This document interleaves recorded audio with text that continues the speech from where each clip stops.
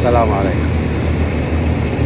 قبل أسبوع أو 10 أيام صورت هذه الشتلة، كان فيها تزهير لكن الثمر ما كان فيها زايد.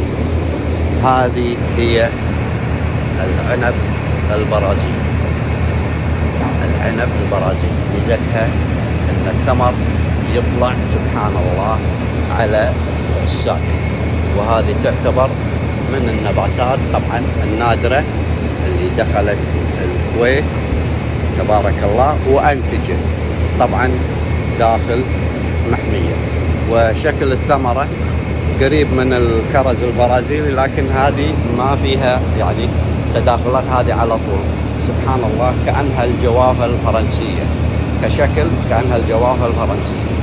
والطعم للأمانة نذك، واحدة مستوية جدا لذيذة، ورقتها تشبه ورقة الكرز البرازيلي. في طريقة إن شاء الله بنحاول فيها ناخذ غصن ونطعمه على الكرز، إن شاء الله أنها تنجح معانا. ادعوا لنا بالتوفيق.